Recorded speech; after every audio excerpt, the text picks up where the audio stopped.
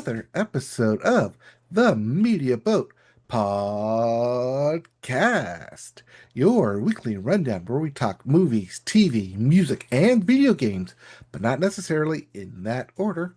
My name is Mike. His name is Matt. My name is Matt. His name is Mike. Thank you for joining us on the Media Pope podcast today. It is April the 3rd, 2026. It is episode 532. And we got a show for you. We have some thoughts about some certain plumbers that we're ready to get off our chests, but we'll save that to the end of the show. But for now, we always start the show with a music section and Yeah, we start the show with the music section with the Billboard. Start the Billboard with the Hot 100. And the hottest song in the land is Swim by BTS. yes. Unfortunately for BTS, it's the only one of the new album that is in the top five, as the Yeah. rest of this looks very familiar, with number two, Choosing Texas by Ella Langley. At number three, Man, I Need by Olivia Dean. At four, I Just Might by Bruno Mars.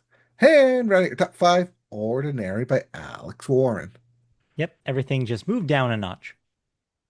As for your Billboard chart, your album chart, your Billboard 200, at number one is A Re-Rang by BTS. Ring? A Probably. Re-Ring? Hmm. Ari Ring? Ari You have a Ring? ring. I don't know. Okay. Well, BTS, congratulations. You get both the Hot 100 and the Billboard 200 number one spots. Coming in at two, The Way I Am by Luke Combs. If you want to hear my thoughts on The Way Luke Combs is, you can listen to my thoughts 2 weeks ago now, I think. Uh, was that Yeah, not because just listen on, last week? well, no, because I listened to it on the Friday last week, or the Oh, Friday it came out. okay. Then yeah, 2 weeks ago, Uh, I guess. at three, The Problem himself, Morgan Wallen. Coming in at four, Kiss All the Time. Disco Occasionally by Harry Styles. And right at your top five, Octane by Don Tolliver. Yep. If you don't like any of those albums, we have new releases, All right. including Ambiguous Desire by Arlo Parks. We also have Pompeii Utility by Earl Sweatshirt, Mike, and Surf Gang. Not by you. You No. you are not the mic in question. Also, I'm sure this is Earl Sweatshirt and Mike and Surf Gang. And I Mike is think not just so. individually standing out there. Right. Yeah. We also have Sun Auge by Sun Auge. Sorry, how are you pronouncing those end parentheses? Auge. Yeah, just running up against a wall there. And lastly, Distracted by Thundercat. I would also be distracted if I saw a Thundercat. Yeah. All right, let's get into some music news. And Yeah. we have an album to talk about. It's time. It's here. Well, it's not here officially, but at least the announcement is. Yes. Olivia Rodrigo, Media Boat favorite, has and winner. Olivia Rodrigo, Two time. two-time Media Yes. Boat champion, Olivia Rodrigo, has announced that her new album will be released on June 12th via Giffen Records. The Yep. singer revealed this news on Instagram, which she wiped yesterday in anticipation of the album announcement. Quote, My third album is out June 12th, she wrote in the caption. I am so proud of this record, and I can't wait for you to hear it. Available for pre-order now. Heart emoji. The post also included the album cover, which shows Mr. Rodrigo upside down on a swing, Yep. as well as the name of the Yes. album. So first we had Sour. Then Olivia had Guts. Now, keeping in that four-letter naming album trend, she of course named her new album You Seem Pretty Sad for a Girl So in Love. Yes. Breaking format. Going with the long title for the album, but a very evocative, very like specific album title, which I do really like. So yeah, I'm okay with it. I'm prepped. I'm ready. I'm ready for new Olivia. Surprised that she's not dropping a single alongside this announcement. I'm sure we'll get it in the coming weeks. Oh, she's not Kanye. Um, well, anyway, but yeah, yeah, I'm excited. I want to know what this sounds like. I think it sounds like Olivia Rodrigo, but it also seems like it could be sad songs. Maybe. Well, Uh, remember when we talked about the interview that she did what a couple weeks ago now, probably. Is she said that they're what was it? It was like sad sounding happy songs or like mhm. love songs or something like that. So yeah, that's not the title makes that does fit that description. And we'll have 3 more months till we have to listen to it. Wait, Yeah, 2 more months. April it's a to matter of May, time. May to June, June 12th. Yeah, All right, soon.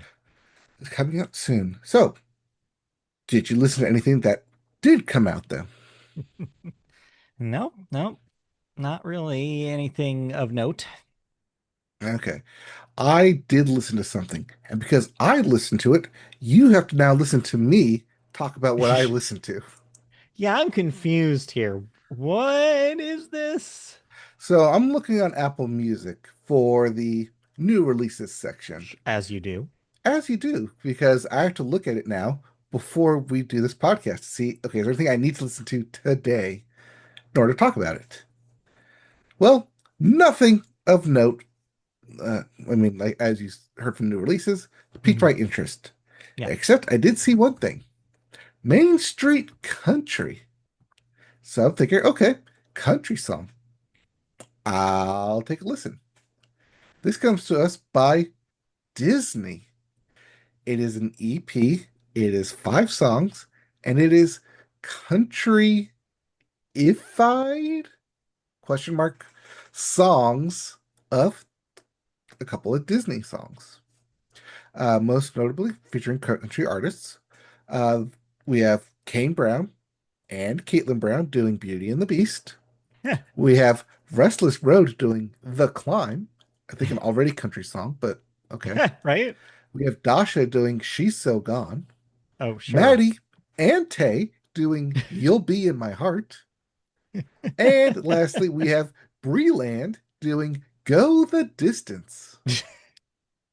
So the Main Street, of course, referenced here is probably like Main Street USA, Disneyland is what they're Yes, trying to evoke there.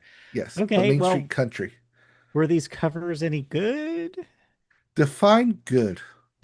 Did you enjoy listening to them? The entire time I was listening to him, I was thinking, I could see this song during the end credits of the movie Hmm. where they have like the professional artists come in and Yeah. do their rendition during And the then closing you credits. so as you're walking out of the movie is what you're saying. So as the thing you're No, barely you don't paying walk out attention of a to. movie. You stay for the end credit scene. Guess so. But yes, essentially that it's the re-recording or, Right. or alternate recording.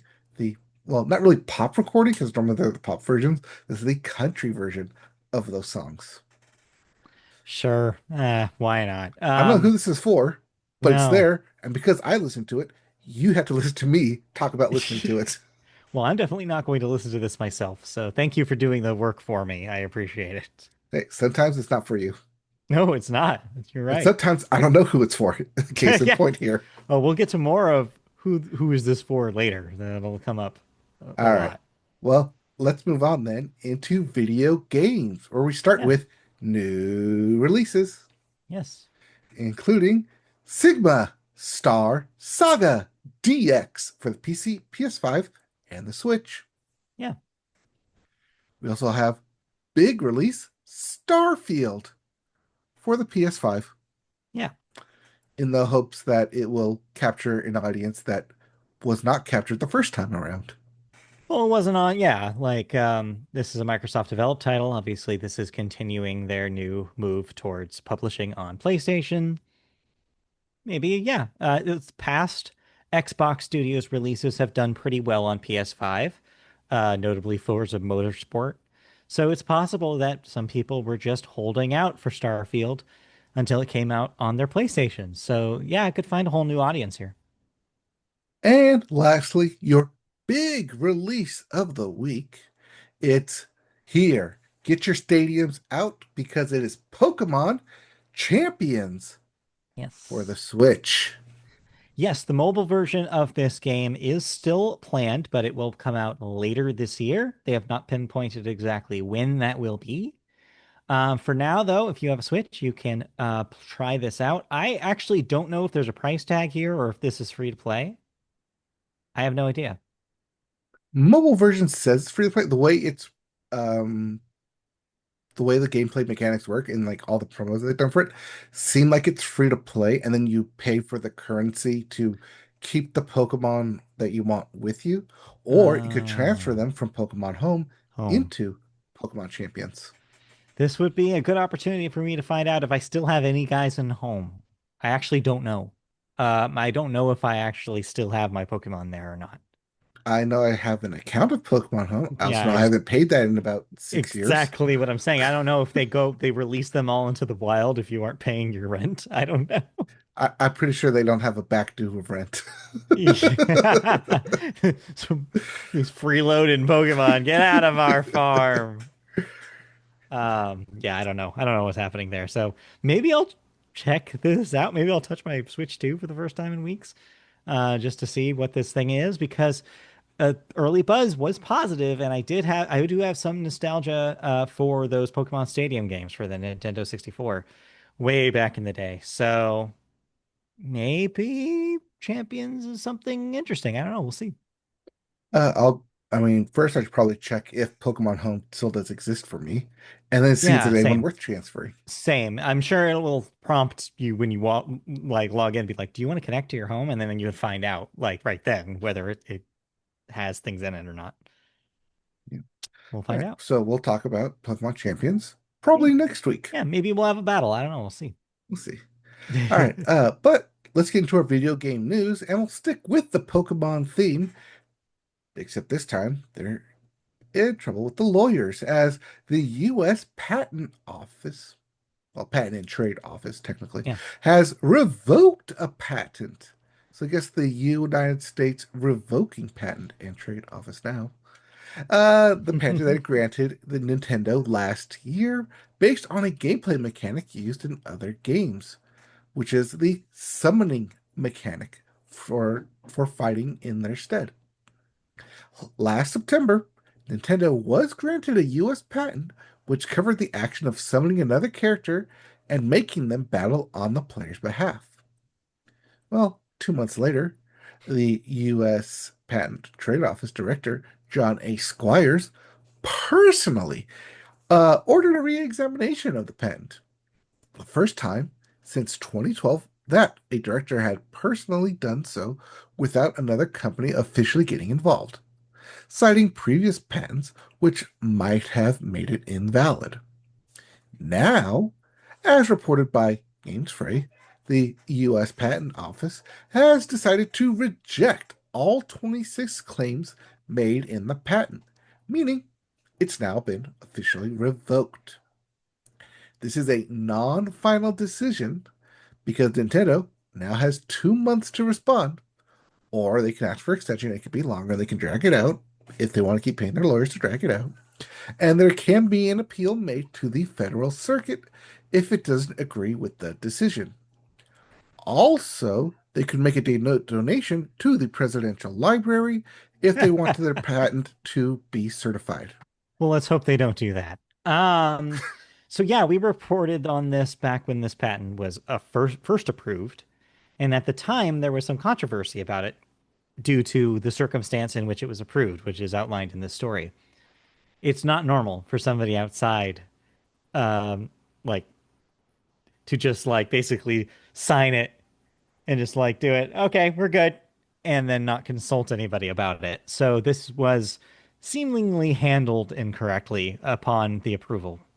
Additionally, even at the time, there were some people talking about the patent itself and talking about how like it's pretty much impossible to protect because, as the story mentions, lots of video games have done this before and after Pokemon, and like There's just not enough of like a unique mechanic that they're trying to patent here to warrant a patent at this point. Like you there's See, plenty of Japanese th- RPGs where you can summon a character that you play in your stead. It's not just Pokemon games. yeah, there's like a whole slew of Final Fantasy games where you Yeah. summon other creatures to fight in your stead. But I thought when we talked about the story, the patent was specifically for unleashing spherical monsters or having the balls and Sure. releasing the balls Yeah. for monsters to fight in your stead from said balls. You And are they getting made the patent because Pal World also used spherical balls it, to unleash monsters to fight in your stead. I believe you're actually getting this confused with a prior patent that was passed in Japan. That I might be believe the what I'm confusing Japanese it with. patent is more specific, and that one did pass successfully, and I don't think has been argued. This US patent was more broad because I think Nintendo even knew that to be that specific maybe was going to harm their chances, but being this broad also harms their chances. So I don't know. It seemed like a damned if you do, damned if you don't kind of situation for them, and now they're paying the price for it. Yeah, I can't imagine that even if they do appeal, this will go very far. It's just not a strong enough case. I don't think so either, but No. again, if they want this to go smoothly, there are other ways that Nintendo has to make things go smoothly. Again, let's not wish that into the world. Let's just not even the secret it. Let's not secrete it. All right, well, we'll let Nintendo figure their patent out. Hopefully. Or does Pokemon figure their patent out? I guess it's Yeah. not really Nintendo. All right. Did you play anything? Not a console or PC video game. But yeah, maybe we'll talk about Pokemon next week. I don't know. All right. We'll see. I have not played anything new, so let's move on then. All Speeding right. right along here into television, where we start with the sports corner. Indeed. And it is a tradition like no other because Masters weekend of golf is not here yet because of Easter Sunday. I know last year I said that, or last week I Yeah. said that it was coming, but it's not. It's because of Easter Sunday. They don't play on Easter Sunday, so it's officially next weekend. Next weekend. Yes, which does mean that this upcoming weekend we get the Masters dinner, we get the par three challenge, we get all the golfers trying to skip a ball across the water to make it to the hole. All the fun stuff that leads into the actual tournament. If you're looking to watch the tournament and you don't want to support CBS, you can always download the Masters app and watch through there. No subscription needed. Are you going to tie your master's jacket around your waist or something while you watch? Because obviously, I know that it's too small for you. I will have it to display Yeah, next week. just drape it over the couch. Yes, I'll put it on a hanger. Just be like, here it is. Here it is. It's here. It's represented. All right. Let's see here. Well, because we are in August, it is officially draft month. Your Kevin Costners are slowly on their way It's April, as not August. You it said is April. August. Oh, sorry, different A. It is April. I was gonna August is say when it's just football it starts. is not August. I'm sorry. Like I August is when wish. football officially starts. But the NFL has the draft in April. Yeah. And April 23rd will be the draft. It will be in Pittsburgh. And hopefully by that time, Aaron Rodgers will make an announcement as to whether or not he's going to stay Ugh. in the NFL as a quarterback Please don't. because Please he is don't. Please don't. unknown right Please now. don't. Please don't. Please don't. Also in the NFL is currently the owners' meeting this past week. The tush push will still be in effect this year, has not been officially banned yet, No. but there will be a new team joining the NFL in 2027. The Orlando Jaguars. Wait, what? Okay, so technically Duval They're not Stadium a new. is being renovated. Yeah. So the Jaguars need a temporary home. They've elected the Camping World Stadium in Orlando, Florida. where they will play their home games in 2027. So not this year, but next year.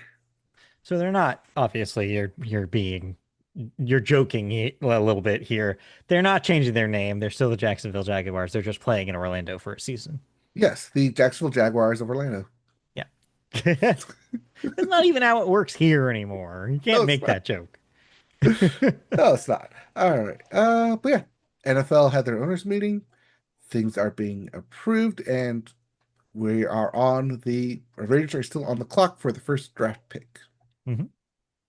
As with things start, things come to an end.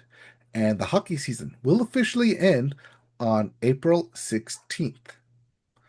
Also, the NBA will have its season officially conclude on April 12th. Now, Question no answer. about the NBA. So season ending obviously means that the finals are upcoming. Hmm. Do you happen to know where those air and how somebody, say, in this household that is interested again in getting into basketball and serious this time, uh, how would one watch the NBA finals? The NBA finals are always on ABC and ESPN because they Okay. simulcast it.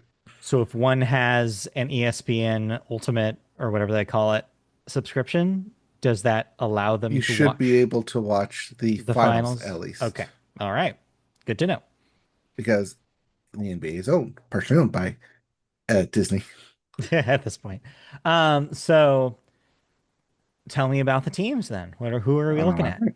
Well, last week we had the Bucks and the Bulls striving to stave off elimination, but they couldn't make it. They are officially eliminated, which means we Got it. have know the teams that Okay. will be making the playoffs. They have played the playoff berth. All right.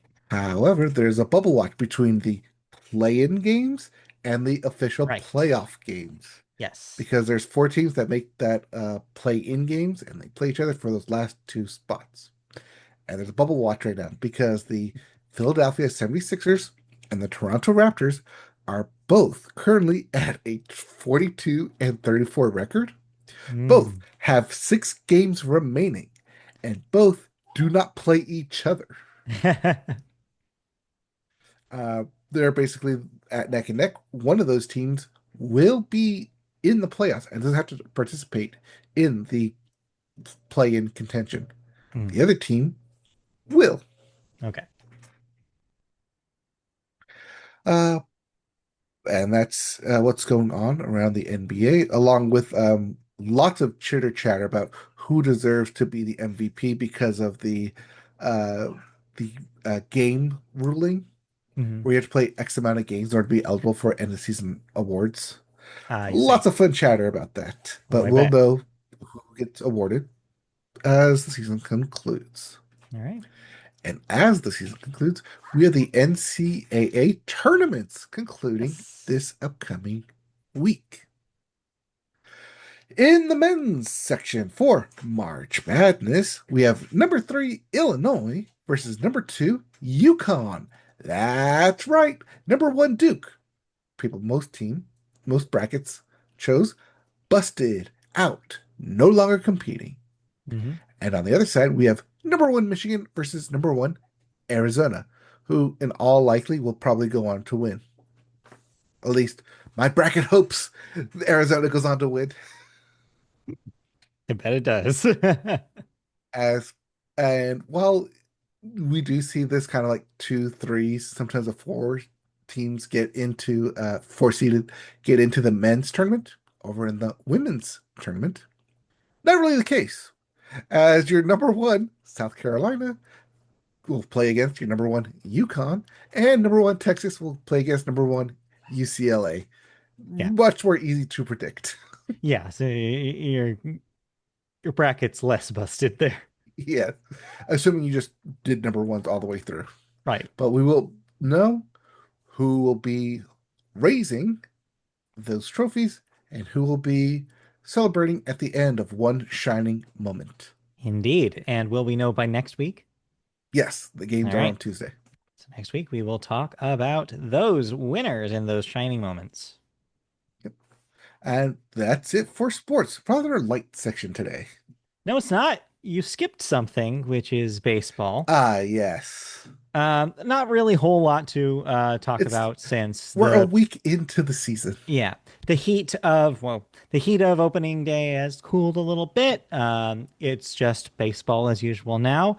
Well, depending on who you ask, because yeah, as you have here, there has been absolute chaos thanks to the ABS system, the automated balls and strikes. We talked a little bit about this last week, but it's really caught steam this week. We now have enough games to really look at the data here, and it is interesting as kind of a barometer for how accurate the umpires actually are. And it turns out that this technology actually proves against the common wisdom that umpires are always wrong. Actually, they're mostly right.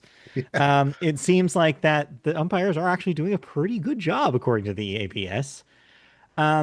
Challenges are coming a little bit more often than they were in the first week. I think teams are getting a little bit more comfortable using them. Hmm. But yeah, it's caused a lot of fun moments, fun memeable moments on the internet. A lot of people are pointing out the most wild calls and seeing them instantly get corrected on the big screen at the stadium. It's always entertaining. Especially when you have someone like CB Buckner, where you get Yes. called over and over and over and over. Yes, that went viral this week.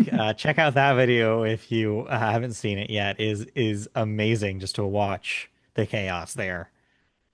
But yeah, goes to show you that generally speaking it works, but like every once in a while it's very funny to see it cause a disturbance during a game.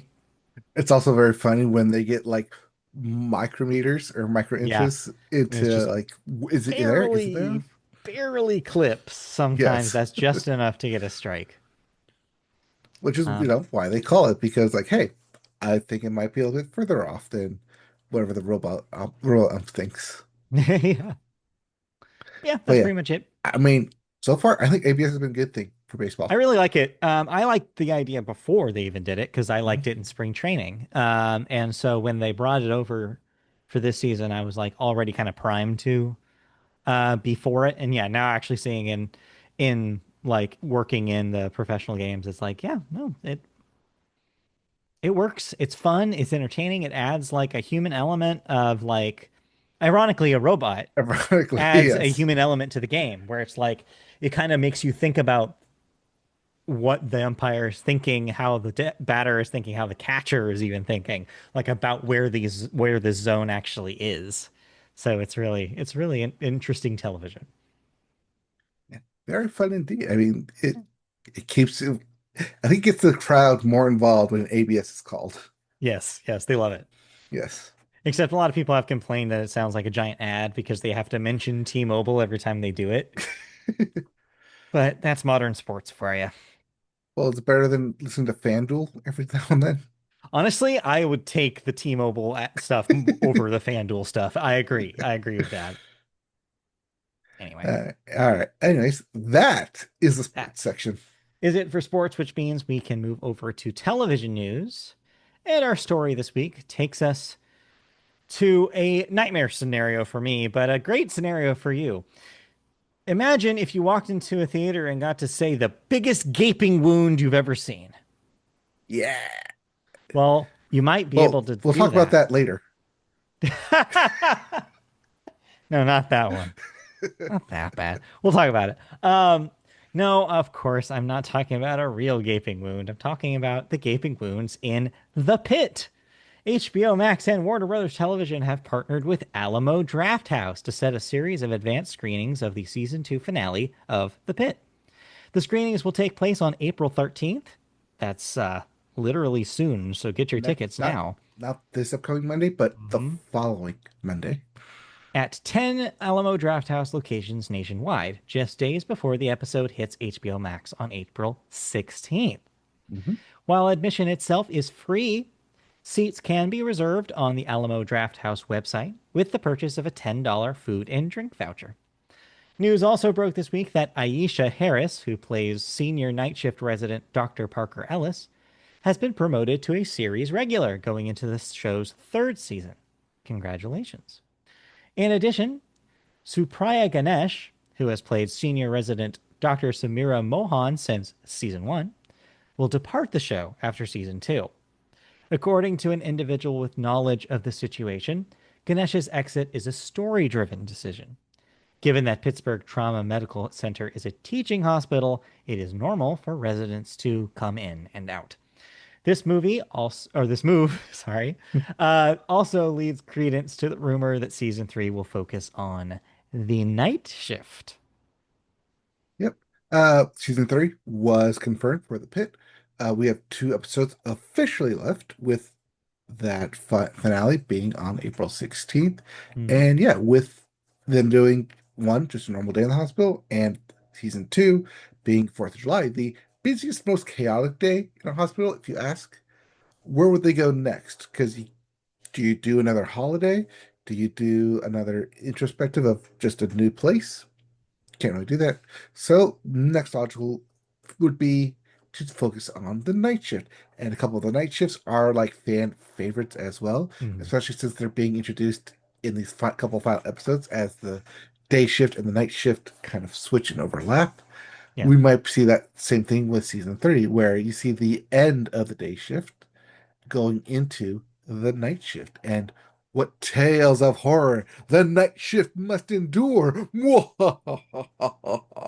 Yeah. No thanks. I'm out. But I'm glad you enjoy it. So, are you going Yes. to attend a showing of the finale? Fortunately, this showing is, as said, uh, on April 13th, which is Monday. Yeah. Kind of busy on Mondays already as Difficult. it is. Also, Difficult. Alamo Drafthouse has 2 locations in the Los Angeles area. Yeah. Um, and they're all like too far for me. Yeah. Yeah. You don't want to drive to downtown on a Monday night. No, I get it. I get it. Well, you'll just have to wait with the rest of us for the 16th Us? for You said us. you know what I I mean. know Like what you the mean. royal us, not me personally. Again, the gaping wounds of it all. Yes. I'm All right, telling you, enough, you gotta reach the pit. enough, Still top show here. enough of the gaping wounds. All right, you watch something else besides gaping, bloody medical wounds this week. Tell me about it. Yes. I watched SNL writer alum, Julio Torres, is new special Color Theories by Julio Torres. Okay, For those of you who don't know, Julio Torres, also I talked about him before, as he did Phantasmas, which appeared on my top 5 when it came out a couple of years ago. I see. So really like what he does, like the way his brain thinks and works in the comedic style. Same thing here. It's very niche. It is not for everyone. If you like Julio Torres, you're gonna like this. If you like Phantasmas, you're gonna like this. It it's a comedic take on color and color theory and what colors mean, and at times like what letters mean, like outside of just the conventional of like of their, as he puts it, like colors and letters like have their day jobs that you just know, but who are they outside of their day jobs? Who are they when they clock out I and see. go out on the town? Who are they on the weekend? Who are they with their friends? And that's, if you like that kind of humor, maybe Yeah. you'll like color Hmm. theories. That doesn't sound too bad. Yeah, All right. it's short, it's quick, it's not for everyone. I will say that, but if you like some of that like quirky, goofy kind of humor, offbeat Yeah. humor, Uh, it may be for you. okay. All right. Very cool. Anything else going on? Uh, Pit will end in two Yeah. weeks. Shrinking will end next week. And then I'm kind of out. Oh, I did get Doctor to watch Rooster. Okay. She likes Rooster. You might like it too. Maybe we'll get to that. Right now, we're still getting through Survivor every week. Jeopardy All Star, Celebrity All Stars. Mhm. Sorry, Celebrity Jeopardy All Stars on Hulu. Right now is in full swing, so we've been watching that. Speaking of Jeopardy, there's also an episode, singular, of Yes, YouTube edition I Jeopardy. saw that, and we haven't had time to watch it yet, but we'll get to it, I'm sure. But yeah, mostly baseball here. It's Jeopardy with YouTube Yeah, stars yeah, playing for charity. we saw. Makes sense. But yeah, that's out there if anybody wants it. All right. In that case, then I believe we can move on to some cancellations and renewals. What am I no longer watching? You're no longer watching DMV on CBS, as it has been canceled after just one season. Sorry, DMV. Honk, honk. Also canceled on CBS is Watson after 2 seasons of that show. Elementary. Yeah, somehow. No, not Elementary. That's a different That's show. different this show. AMC has canceled Talamasca, The Secret Order, after just one season. They don't want the secret to get out. Guess not.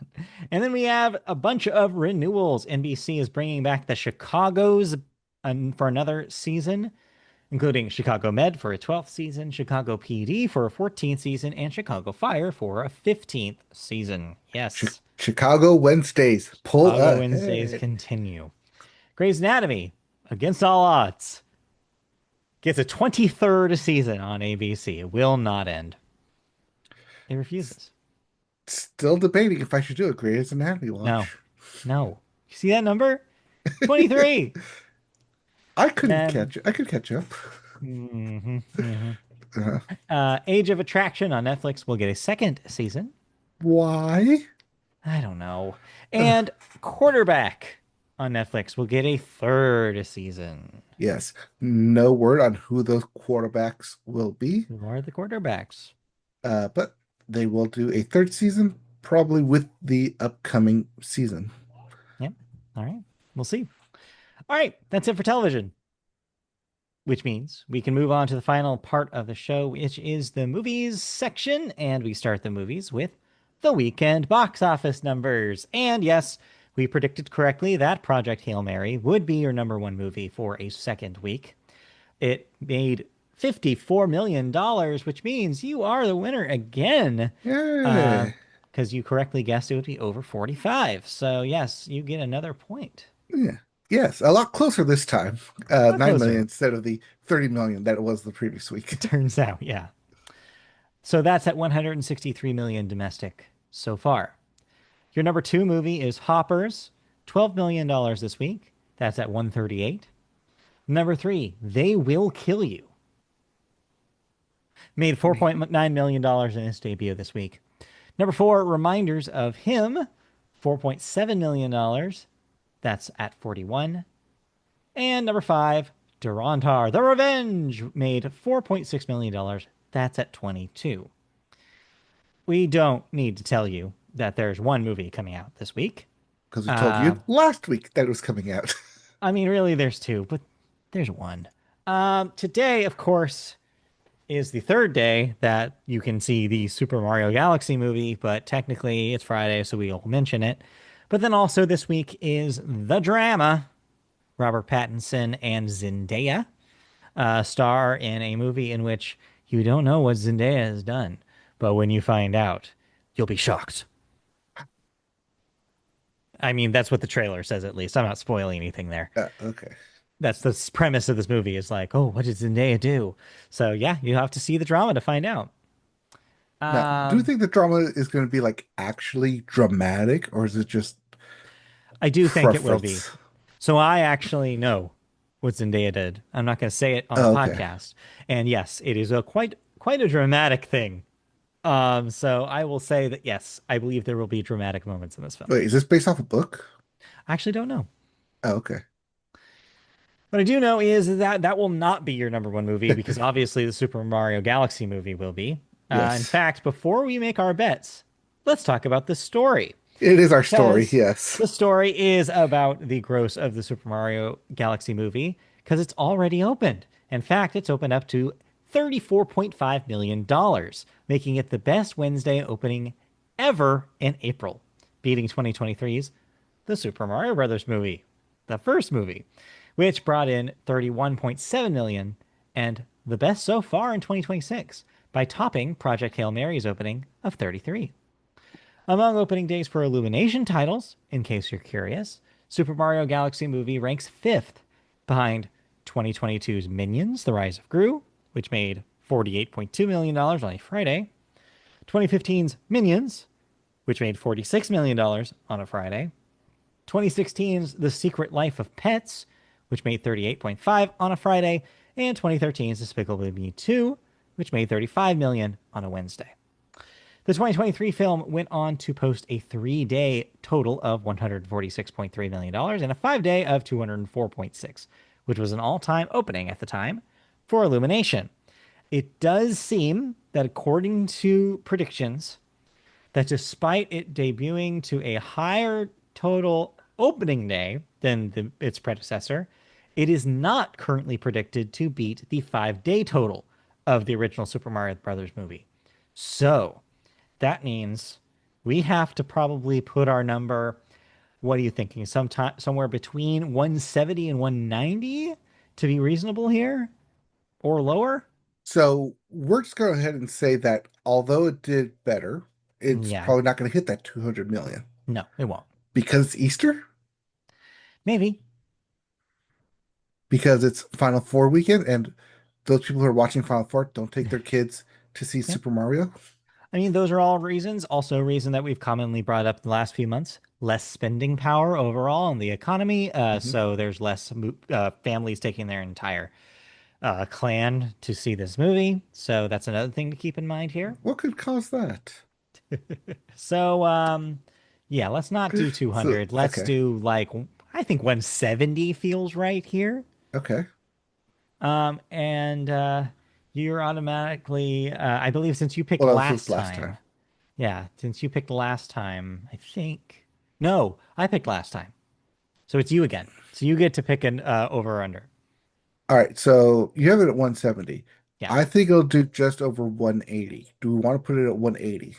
I think that might make it closer. We can do 180. All Sure. right, we'll do 180, and I will still go over because I think it's gonna get like 182-ish. Okay. All right. So All right. you land in the 170 range then. Okay. I'll see. We'll see about that. And I'm okay with taking that. All right. So, all And right. now, is that the 3-day or the 5-day total? I believe this would be the 5-day total that we're making this bet All right, on. I just want to make that note so Yeah, that way. make that clear when we're doing that because, yeah, that's what we're predicting on. Yep, Okay. Cool. So that's set. So look forward to finding out the gross next week. gross. Eh, Speaking of gross, let's talk about it because we did happen to see the Super Mario Galaxy movie on Wednesday night on opening night. Um, and yeah, I believe we have some thoughts about it. Before I say my piece, I am curious to see where your head is at about it. I kind of got a preview when we talked about it right after the film was over, but now that you've had a few days to ruminate, what are you feeling about Mario? I am a bit conflicted on this because on the one hand, it does exactly what it sets out to do. It sets out to be a movie set in the Mushroom Kingdom, the Mario universe, based off of the various Mario properties of Galaxy, of Odyssey, of Star Fox, of Pikmin, classic Mario titles Yeah. that you'd recognize that, oh, I like Mario and I recognize these characters. And it's a lot, that's what it feels. It feels a lot like, oh, I recognize you and I recognize you and I recognize and I recognize and I recognize. But in the middle of doing all of that, recognizing, is anything actually happening in this movie? Is Mario actually contributing anything to this film? Or is he being dragged along everywhere to help solve a problem that might not actually be his problem? Yeah. Yeah, you're right. And I think the key to your issue here is storytelling, right? Like Oh, ultimately yes. what I know this is going to sound like a heady conversation to have when we're talking about the Super Mario Brothers movie, but follow me here. Film is at its like core a storytelling medium. It is a way Hmm. to tell stories. There are obviously visual stories. The visuals are supposed to complement the storytelling that's happening. Directors talk all the time about how the symbiotic nature between the script and the direction, both have to be in conversation with each other for a movie to truly work. Like, if you go back into like film history, film guys are also story guys traditionally. You have a lot of emphasis on like the Joseph Campbell, like hero's journey. Like there's, screenwriting books often talk about like there's recurring plots. Anyways, what I'm getting at here is that story matters in film. I mean, generally speaking, right? Because if you're talking about movies, films without story, you're talking about more avant-garde kind of films. You're talking about art film. You're talking about experimental film. Um, then of course, there's variations of that, like music videos, your documentaries. Like obviously, storytelling isn't the only thing film can do. I realize that, but it's generally what people go to movies for. And I think that like the Super Mario Galaxy movie and its predecessor, and a lot of the Illumination catalog, seem to fall into this weird zone where there is plot happening, but there's not a whole lot of story happening. You know what I'm saying there, right? Oh Because yeah, what you said kind of got at the core issue here, right? Is you have a character, Mario, you have a lot of characters in this film, and they're all doing things. But why? Why are they doing these things? Like, you I get that don't know. The Mario, script says to do it. like Mario likes, Mario is, close with his brother and they help people ostensibly as plumbers, question mark. But they also, as the first movie established, can jump around and Are fight. fighters. Yeah, I guess they can fight and they can have this innate ability to find blocks that give them superpowers that I guess they're the only ones who can use. Well, besides like the occasional toad. Like it's very weird. There's not a whole lot of rules set up in this universe, so the characters can kind of just do whatever at any time without any motivation, really, without any stakes, without any kind of reason or rhyme to it. If the plot, again, not the story, but if the plot needs them to get a power up, for example, so they can beat something up or get over an obstacle, they will get it. It's not a question. They will find it. They will do it and they will move on to the next illogical step. And that's kind of how this movie feels. It just feels like a thing is happening. A lot of things are happening in order, like dominoes falling. But who pushed that domino? I don't know. And why? Why'd they push the dominoes? I'm not really sure. Mario does things for Peach because he likes Peach, I guess. And to stop Bowser because Bowser's going to do something, like terrorize the world. Which brings up a question: why does Bowser, and by proxy Bowser Jr., want to do terrible things to the world? Because they can, I guess. Again, the movie has a world with lore and with backstory and characters, but without context. It's like everything is just floating. Like elements of story are floating around in space without any reason to exist. It's so bizarre and it feels mind numbing while you're watching it in a way. You just feel like, okay, this is happening. This action sequence happening. Okay, they're beating up Mario. Mario's beating up the Koopas. Okay, they're just doing this, I guess, to progress. It feels like a video game, which again, if you're going for that reason, if you just want to show up to the Mario Galaxy movie, and I understand a lot of people are in this category, both children and in their 40s. I understand there are people that fit this bill. That if you just want to go to this movie and see Mario things happen on a big screen where Mario music happens and you get happy because you're nostalgic for the Mario music, then it does deliver on that. But why are you seeing the movie then? And that brings back to my original question. Why do we see movies? And this is why this movie confuses me above all. Now, prior to watching the Galaxy movie, I did watch the Super Mario Brothers movie. Yeah. And with that film, there's actually a lot of plot elements in there of Luigi scared, so he has to be brave. Right. Mario doesn't want to eat like mushrooms, but he has to eat one to win the day. Bowser is kidnapping Peach because he wants to marry her. Yeah. There's a lot of stuff that has reason for it happening in the plot. Yeah. Not so much here in the Galaxy movie. You open up with the kidnapping of Rosalina, and she's basically sidelined the entire time here. Yep. Why are we rescuing her? Because someone said to. Yeah. Why is it important? Yeah. Because we were asked to do this. Yeah. We didn't question it. We didn't say, well, maybe they have a good reason for it. No, just, I No. need help. Okay, we'll help. No questions asked. This is the problem that I think a lot of people saw coming when they announced that they were going to try a Mario movie again. Mhm. Mario is like Mickey Mouse, in which they're happy go lucky, they're capable, they do stuff, they go on adventures. But when you actually slow down and ask, who is Mickey Mouse and who is Mario, the company answer is always kind of muddled. Like the classic answer that Disney always gives, like, oh, he's He's adventure, for he's everyone. curious, he's for Mickey Mouse for everybody, everybody. he's always everybody's friend. It's like, yeah, but that's not telling me what's going on in here. Like that's not telling me what does Mickey think about? What does Mickey Mouse think about day to day? Does he just constantly think about I like my friends and like I want to help my friends? That can't be the only thing Mickey Mouse is thinking about. Like same thing with Mario. Who is Mario? He's capable.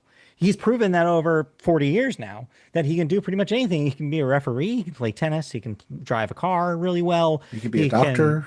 he's a doctor. Like he has a PhD. Like this is who we're talking about here.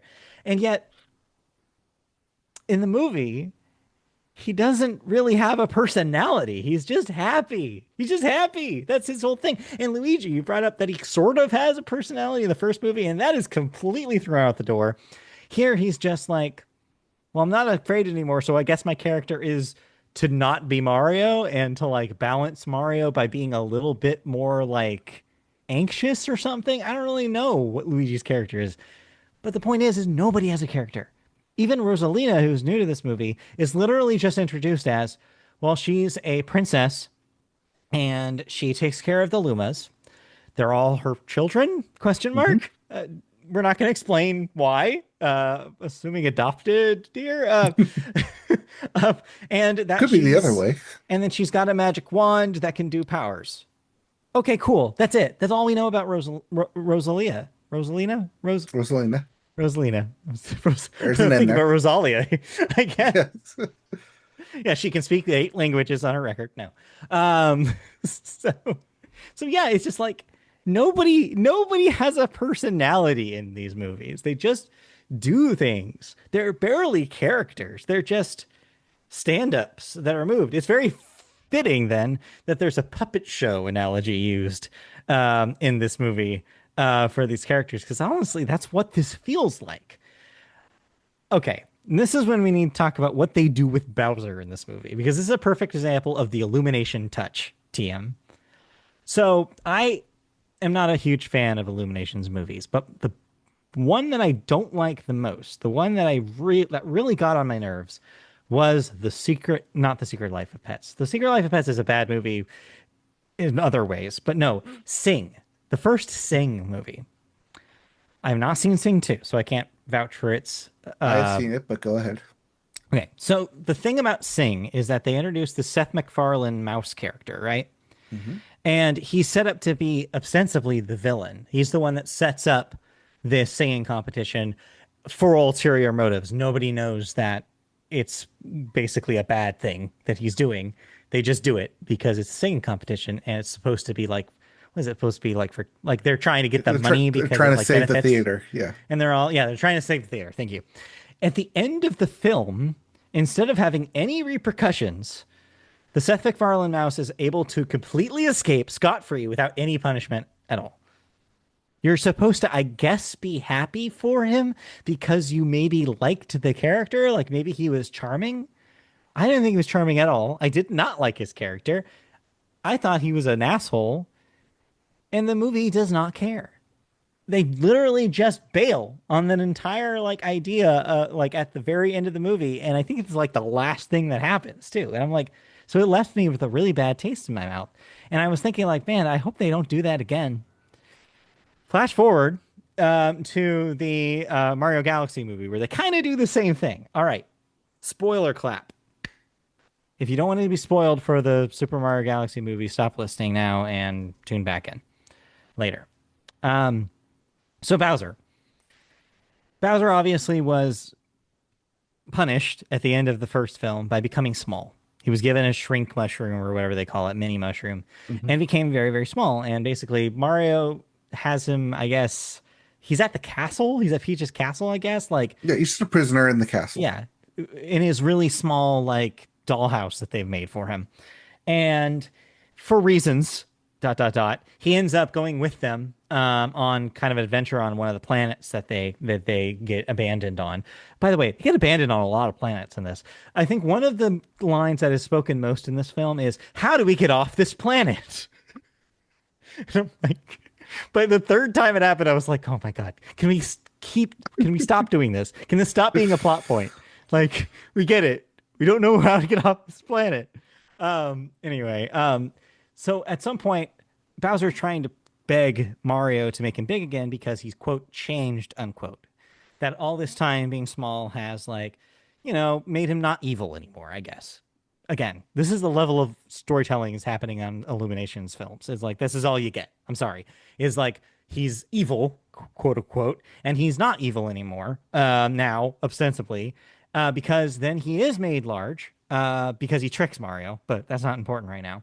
And then and then when he is large, he ends up doing some minor sacrifice where he basically he trades a punishment that was meant for Mario and Luigi for him. And Mario and Luigi are able to continue their task. And at the time, it's very like it's treated as a very emotional moment, or at least as emotional as this movie is capable of, where it's like, oh, Bowser, maybe you really have changed, I think Luigi literally says.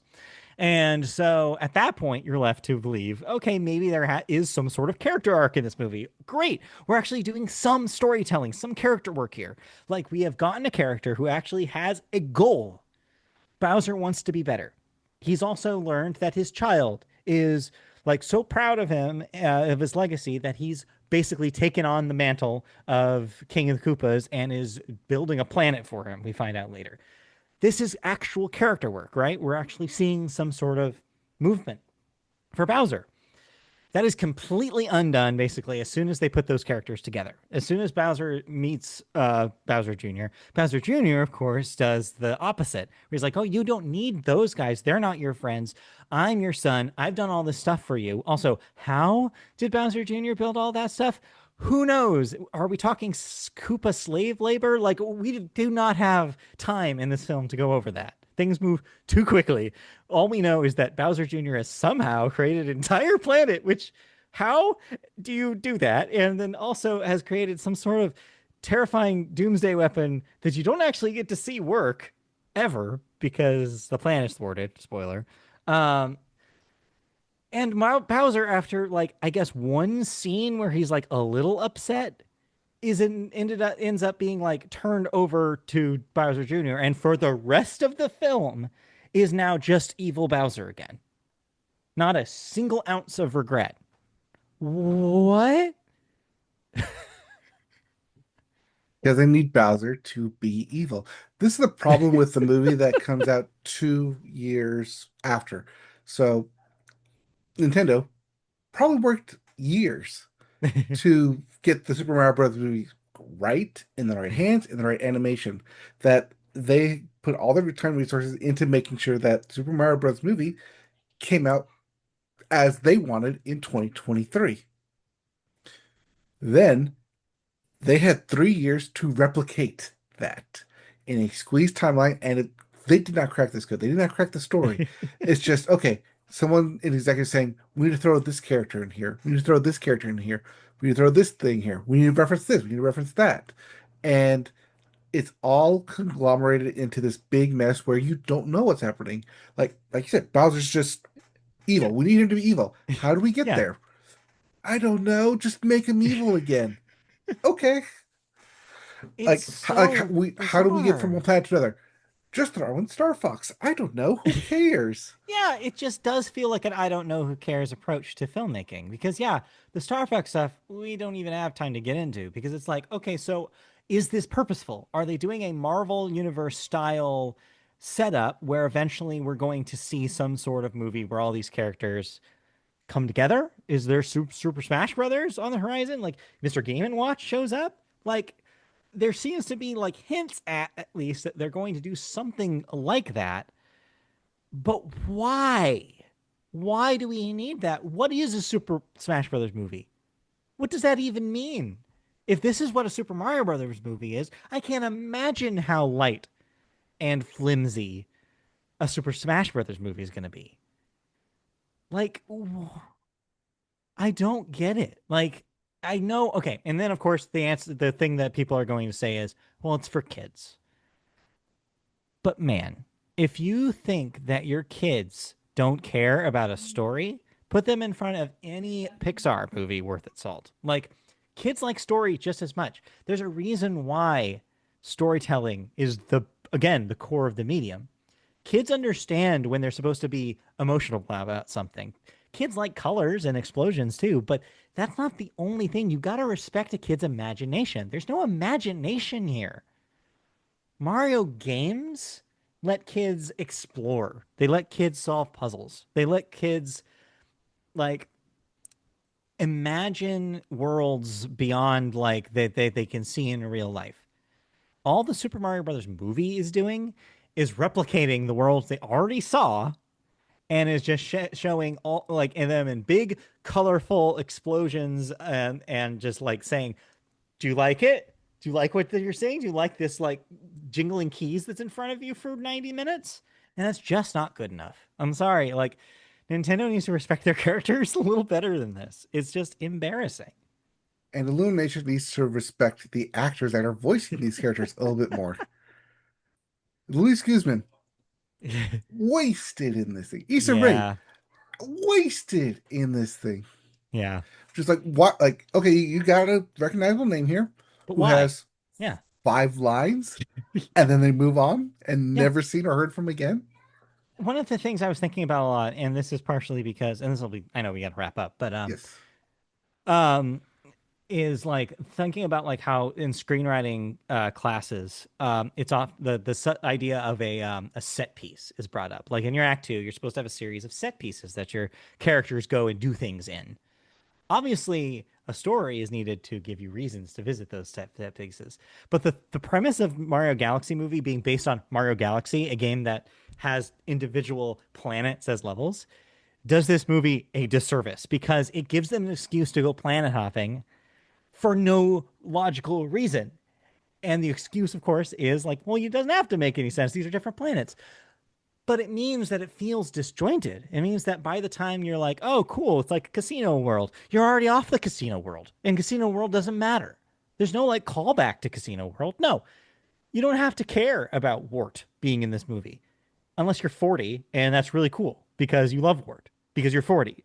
But like, other than Or if you don't know who Ward is, you confuse him as King Rule. that, wait, there's people who think that's K. Rule. Yes. Oh man, they're watching the wrong movie. Just wait for Donkey Kong, which I'm sure is going to be great.